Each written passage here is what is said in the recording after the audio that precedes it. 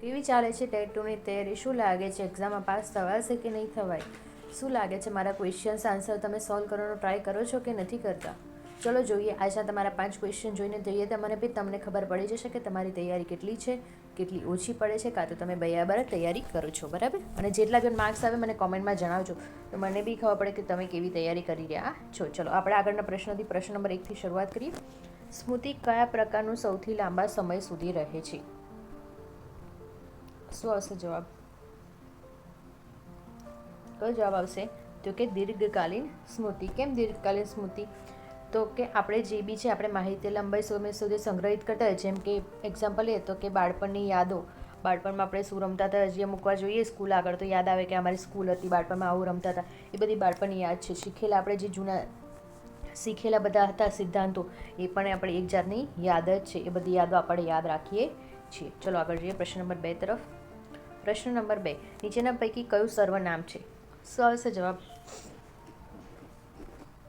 સાચો જવાબ આવશે તે. કેમ? સર્વનામનો મતલબ શું? સંજ્ઞાને સ્થાને જે વપરાય એને સર્વનામ કહેવામાં આવે છે. બરાબર? તે છે એ સંજ્ઞાને બદલે વપરાયેલું છે. અહીંયા વિદ્યાર્થી, સુંદર, વાંચવું તે સર્વનામ નથી. બરાબર? ચલો આગળ જઈએ. ગણિતનો પ્રશ્ન છે. એક પેનની કિંમત ₹20 છે. 15 પેનની કિંમત કેટલી થશે? ગણતરી કરી. ચલો આપણે ગણતરી કરીને જોઈએ જવાબ શું આવશે. આપણને શું કીધું? એક પેનની કિંમત 20 છે. આપણી પાસે 15 કિંમત, 20 × 15 કરો કેટલા થાય? 300. તો જવાબ શું આપણે 300 એટલે સી ઓપ્શન સાચો છે. બરાબર? આ બધી મનમાં ગણતરી કરવાની. બરાબર તમારે? અને જો મારો વિડીયો ગમતો હોય તો please like and share and subscribe કરી દેજો. અને તમારા મિત્ર વર્લ્ડમાં, તમારા રિલેટિવમાં જે પણ કોઈ ટેટ ટુની તૈયારી કરતો હોય તો એને વિડીયો મોકલી દેજો. એને પણ પ્રિપરેશન થવામાં મદદ થશે. અને please like share and subscribe કરો તો મને બી ખબર પડે. બરાબર?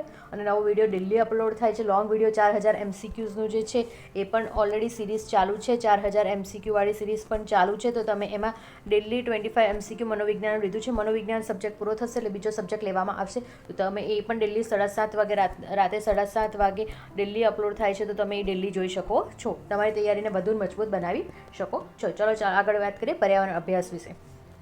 નીચેના પૈકી કયું પ્રદૂષણનું મુખ્ય કારણ છે? શું આવશે જવાબ?